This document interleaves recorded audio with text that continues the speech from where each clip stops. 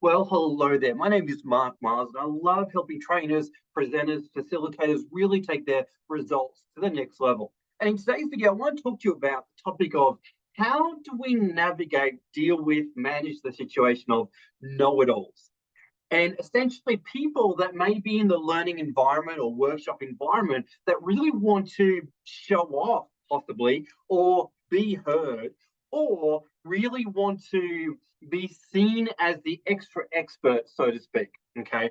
And so, in today's video, I want to talk to you about some strategies that you can put into place that will minimize, manage, and maybe even make a know it all feel good for being there. All right. Because at the end of the day, when amateurs first start out as in the training space or the workshop space, they can sometimes feel a little bit intimidated.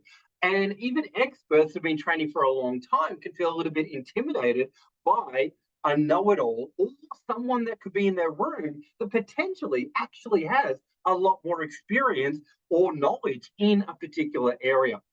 So, the strategies that I'm going to go through in this video now, you may not use every single one of them. You may use a combination of them. You may go, all right, that one makes sense. That one doesn't really make sense. Or that one, there is no way that would work in my room or my workshop.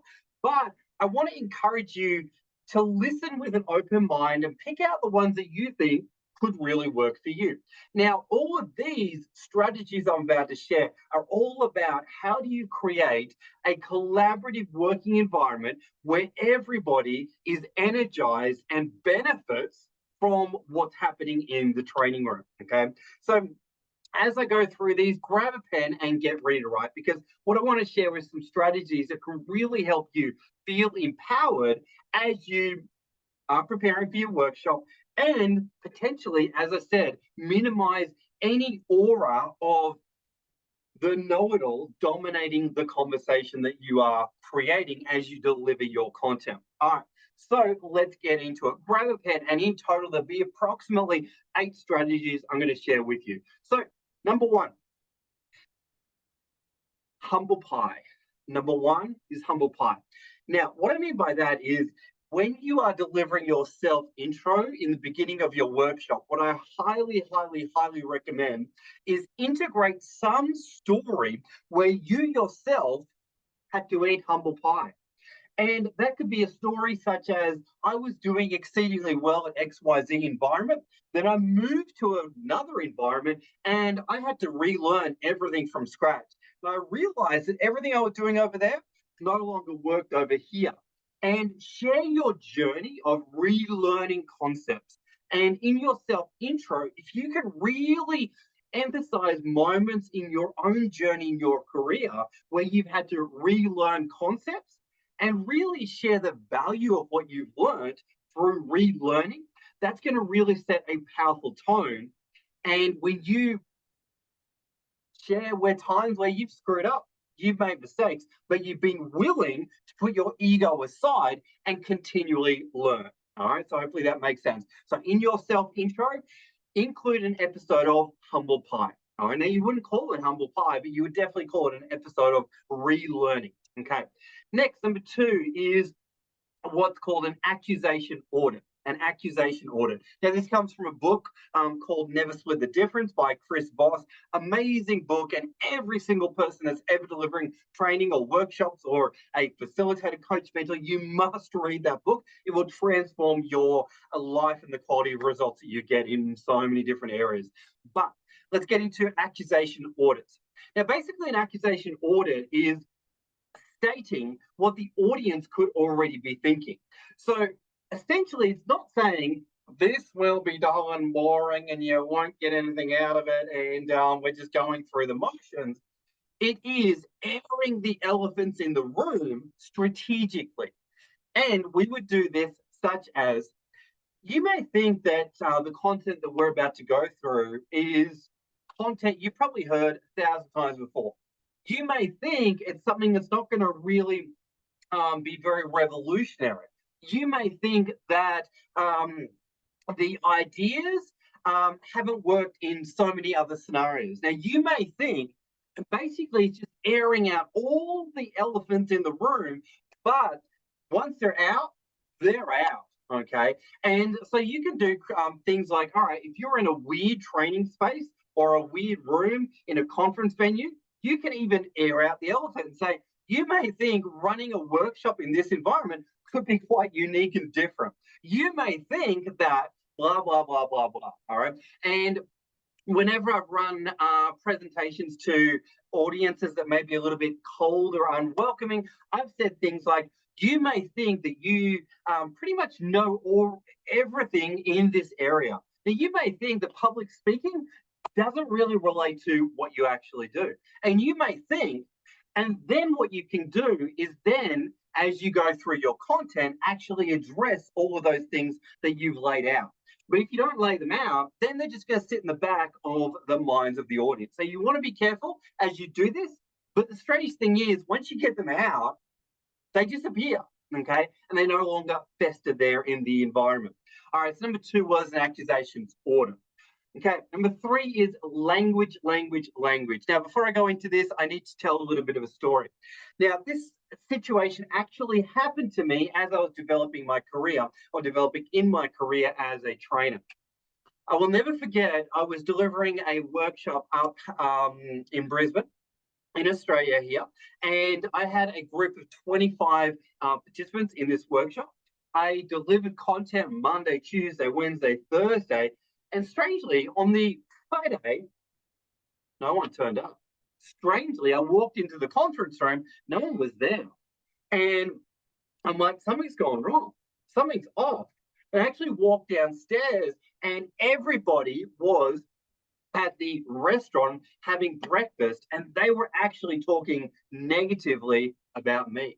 They were actually talking about how I had been a particular way. They were talking about various things.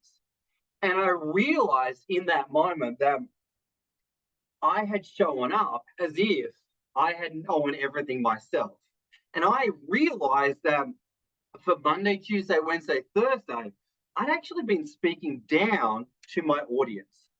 And I realized in that moment that I need to make that shift from pure instruction to getting people to become more part of the workshop. And one of the things I realized is I needed to shift my language. And one of the key expressions I realized that I need to include from that moment onwards, yes, there's a happy ending to the story and that's all good. And, everyone came back and had a great time. We turned the situation around. But from that experience, I realized that I need to get better with my language. So I wrote on a sticky note to remind myself to say a phrase literally such as we all know, as we all know. And I made a proactive effort throughout my workshops and my delivery that I was consistently going to say the phrase, as we all know, or as you and I both know. Okay. And I just wanted to plant that, experience, that thought, that vibe that we are all learning together. All right. So there won't be a training that you don't hear me say, as we all know. All right. It's a great phrase to lift everyone up and to get everybody on the same page and vibe, so to speak. All right. So be careful of your language and make sure that everybody is feeling on the same level. All right, next one. Okay. Next one is really, really, really important in creating the fabric of learning. Now, this one is about getting people to take notes, getting people to take notes. So for me, it's critically important that you encourage very early on that people take notes. And I'll explain why that's going to help know-it-alls in just a moment. But you want to be highlighting key points and getting people to write things down. Grab a pen and write it down. Grab a pen and write it down. Grab a pen and write it down. And you want to get people writing things down. Then what you want to do is strategically, during particular moments, get everybody stand up, go and work with someone else, go and find a partner and share with them what are 3 things that you've written down. Okay.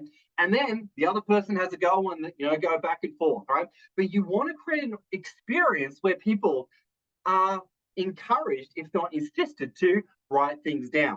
Now, As you do that, you're going to find that the know-it-all, so to speak, are moving around the room quite a lot, and everybody else is learning. Everybody else is open to ideas, but they're not. Okay, so eventually they're going to fall in line, so to speak. All right, so you do want to create that habit of getting people to take notes. All right, and the earlier on that you create that habit for your participants, the more successful that strategy is going to be. Okay. Next one, set ground rules. All right. So set ground rules. You definitely want to, in the beginning of your workshop, be setting ground rules. And if you don't know how to do that, check out the video on setting ground rules, and I'll put that video into the link, so to speak. But there's so important that you set ground rules. And one of the ground rules could be ask questions, and then in brackets, I'll often say to people, ask questions with a sentiment of curiosity. Ask questions with a sense of curiosity. And ask the audience and the participants, are we all willing to be curious about new ideas, new concepts, and really hype up the value of being curious, all right? Because sometimes you get questions which are out of a challenging nature, or you'll get questions out of a curious nature. Now, sometimes the curious questions are just kind of the questions where somebody wants to be told that their point of view is already the correct one. All right. But you want to encourage everyone to move into the space of curiosity. Okay. Next, as I said, you do want to create that aura or that feel or that vibe of collaborative learning. Okay. So set up activities, set up ideas, and maybe even set up research tasks where the participants are finding out the answers themselves. All right. So you do want to encourage people to explore ideas, concepts in your training environment where someone says, oh, yeah, blah, blah, and is showing off as the know it all. And you can certainly value that, but create outlets for people to actually share that knowledge with other people in small groups, maybe in pairs or in, groups of 3, 4, whatever it may be. But now, let's get to the place where they are interjecting, so to speak. Now, let's just imagine that everything you've laid out up to that point has not worked or has not created the collaborative learning environment. So the very last thing is, if you do find that people are interjecting as the know-it-alls, so to speak, what I highly recommend that you do is say, yep, that is an amazing point. I really love that. I got so much value from that. And yeah, that is such a great concept. This is such a great idea. And I want to look into that further. Could you give me some further references or ideas? Where does that concept come from? And certainly hear them out, write ideas down. And then if they keep doing it, simply say to them, look, we got some stuff that we need to get through. Would it be okay if we moved on to the next point and then came back to what you just said there later on? Would that be okay with you? All right. That's a very direct strategy. But at the end of the day, you've got to be able to tie everything back to your intention for being there on that day. But also your intention is to actually support the participants' growth and development and learning, right? So whenever you are sharing concepts, ideas, or reasons for doing things, you always need to relate it back to the audience that you are dealing with, right? And what they're going to get out of the session. All right, so hopefully those ideas, concepts, and strategies will be valuable for you. And feel free to, in the comments, put in what's one that's really stood out to you. But don't forget to like, comment, share this video, subscribe to the channel, of course. But I just wanted to do this video because I got this question, this coaching question, how do I deal with know-it-alls in my workshop, so to speak? And these ideas, you may use all of them. You may use one or two of them. You may use none of them. But that'd be a silly idea because you won't get any different results. But highly recommend that you try some of these out and try out a couple and then go, yep, cool, I'm going to try out that one, then try out the next one and go from there, folks. So thanks for watching the video and we'll see you on the next one. That is some strategies on how to work with know-it-alls, so to speak.